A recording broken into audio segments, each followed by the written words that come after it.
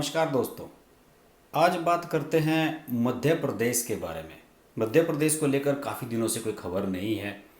बस ज्योतिरादित्य सिंधिया बीजेपी में शामिल हुए थे, उनके केंद्र में मंत्री बनने की चर्चाएं हैं और उधर शिवराज सिंह चौहान जो मुख्यमंत्री हैं वो कोरोना से ठीक होकर एक्टिव हो गए हैं। बहरहाल अब चूंकि ज्योतिरादित्य सिंधिया बीजेपी में आ गए हैं तो उन्हें अब बीजेपी के तरीके से ही काम करना पड़ रहा है। और बीजेपी का तरीका है कि जिस भी राज्य में जहाँ भी चुनाव नज़दीक हों वहाँ कार्यकर्ताओं को मोटिवेट करते रहें और कार्यकर्ताओं को लगातार जोड़ते रहें अपने से। अभी पिछले दिनों 3 दिन का एक सदस्यता अभियान चलाया गया और मध्य प्रदेश में ये सदस्यता अभियान इस हिसाब से चलाया गया कि वहाँ पर आने वाले उपचुनाव फोकस रखे जाएं। आपको पता ही होगा कि ज्योतिरादित्य सिंधिया के समर्थक विधायक जो छोड़कर बीजेपी में ज्वाइन कर लिया था जिन्होंने कांग्रेस को, वो और बाकी कुछ सीटें जहाँ पर खाली पड़ी हैं, कुल मिलाकर 27 विधानसभा सीटों पर उपचुनाव ड्यू है मध्य प्रदेश में।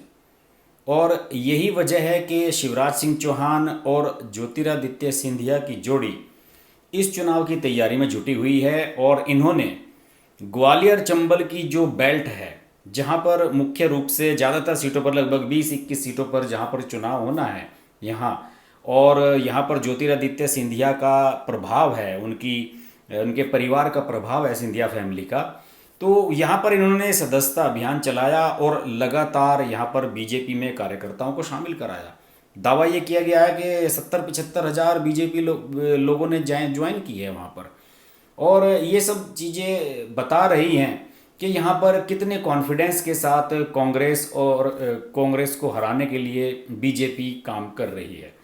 यहाँ पर ज्योतिरादित्य सिंधिया ने बहुत बड़ा दावा किया है और उन्होंने चैलेंज कर दिया है सीधे सीधे कांग्रेस के पुराने दिग्गजों को। उनका ये कहना है कि यहाँ का जो चुनाव है ये चुनाव ये तय करेगा कि यहाँ की जनता बड़ा भाई और छोटा भाई को पसंद करती है या त्रिमूर्ति को। अब मैं आपको बता दूंगी कि बड़ा भाई और छोटा भाई कौन है। बड़ा भाई छोटा भाई हैं कमलनाथ और दिग्विजय सिंह। दिग्विजय सिंह पूर्व मुख्यमंत्री हैं, कांग्रेस के वरिष्ठ नेता हैं, भोपाल से साध्वी प्रज्ञा से चुनाव हार गए थे। कमलनाथ चीफ मिनिस्टर थे और उनसे ज्योतिरादित्य सिंधिया की कभी बनी नहीं। और ज्योतिरादित्य सिंधिया का कांग्रेस छोड़ने का रीजन भी कमलनाथ थे, क्योंकि वो चीफ मिनिस्टर थे, जबकि ज्योतिरादित्य सिंधिया को न डिप्टी सीएम बनाया गया था और न ही उन्हें सीएम का दावेदार समझा गया था। यही वजह थी कि वहाँ पर इतना झगड़ा हुआ था। तो ये उनका कहना था। त्रिमूर्ति के बारे में उनका ये कहना था कि त्रिमूर्ति है शिवराज सिंह चौहान, खुद ज्योतिरादित्य सिंधिया और केंद्रीय मंत्री नरेंद्र सिंह तोमर। नरेंद्र सिंह तोमर भी बहुत प्रभावी नाम है इस इलाके में। और उन्होंने ये कहा सिंधिया ने कि मुख्यमंत्री चौहान ने जो गोहद है, भिंड जिले की विधानसभा क्षेत्र है एक, यहाँ के लिए 110 करोड़ रुपए की योजना स्वीकृत की है। जबकि कमलनाथ सरकार के दौरान जब उन्होंने ये बात कही थी, ये मांग रखी थी इसके काम के लिए, तो वह धन की कमी का रोना रोते थे और कहते थे भाई पैसा नहीं है, मैं कहाँ से इस इलाके में खर्च कर दूँ। तो अब ज्योतिरादित्य सिंधिया ने यह सवाल उठाया है कि ये कहाँ से आ गया इतना पैसा। शिवराज सिंह चौहान ने तो दे दिया, आपने क्यों नहीं दिया था। इसके अलावा सिंधिया ने कई और बड़ी बातें इस सदस्यता अभियान के दौरान कही। उन्होंने ये कहा कि 2018 में जो विधानसभा चुनाव यहाँ हुआ था मध्य प्रदेश में और कांग्रेस की सरकार बनी थी, तो उसमें 15 साल बाद सरकार बनी थी यहाँ, और उसमें बहुत बड़ा योगदान इस इलाके का था, ग्वालियर और चंबल इलाके का। उनकी बात बिल्कुल सही है।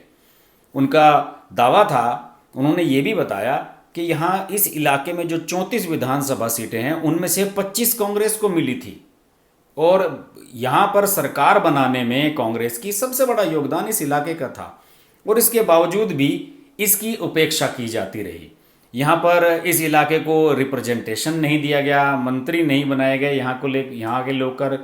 और उन्होंने ये भी कहा कि शिवराज सिंह चौहान जो है यहाँ पर 3 बार चीफ मिनिस्टर रहे इससे पहले, और 13 साल तक लगभग वो मुख्यमंत्री रहे। यह काम इतना आसान नहीं था कि यहाँ पर डेवलपमेंट के लिए इतना पैसा दिया जाए, लेकिन उसके बाद भी शिवराज सिंह चौहान ने यहाँ पर पैसा खर्च किया है और इसका जनता पर अच्छा इम्पैक्ट जाना चाहिए।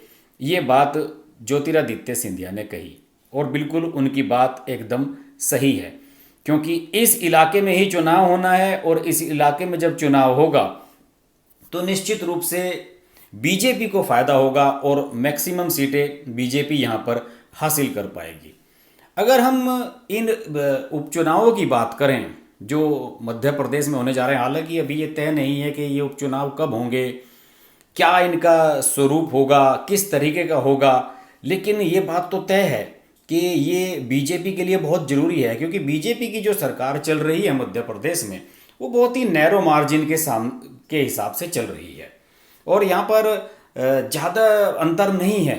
यही वजह थी कि यहाँ पर राजस्थान की कहानी जिससे थोड़ा सा अलग थी यहाँ की स्थिति, और यहाँ पर अचानक ही जो है वो इतना बड़ा भारी बदलाव नहीं आया था और यहाँ पर डिफरेंस इतना कम था मध्य प्रदेश में बीजेपी और कांग्रेस के विधायकों का कि वो सरकार बनाने में यहाँ सफल रही थी।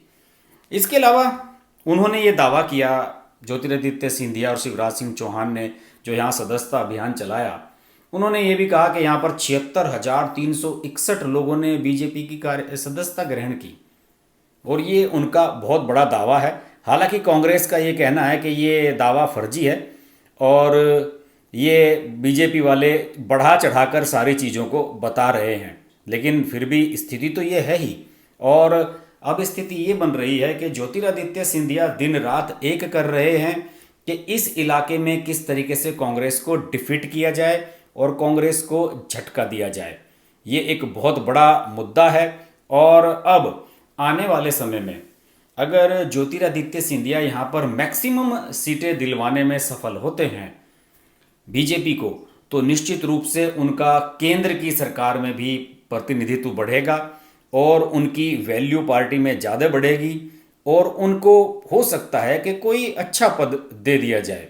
और इसी के लिए प्रयासरत मुझे लगता है कि ज्योतिरादित्य सिंधिया हैं और लगातार वो यहाँ इस इलाके में घूम रहे हैं।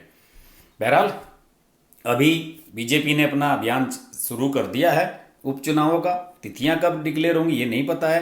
कांग्रेस ठंडे बस्ते में पड़ी हुई है, किसी को कुछ होश नहीं है कि क्या करना है, यहाँ क्या होना है। तो इसके बाद अगर कांग्रेसी बीजेपी को दोष देते हैं अपनी हार के लिए तो वो कायरतापूर्ण बात करते हैं। मध्य प्रदेश के उपचुनाव पर हमारी नज़र बनी रहेगी। आप देखते रहिए हर्ष की बात लाइव। नमस्कार। अगर आपको हमारी वीडियो पसंद आई तो वीडियो को लाइक करें, चैनल को सब्सक्राइब करें और नोटिफिकेशंस के लिए बेल आइकन को प्रेस करें।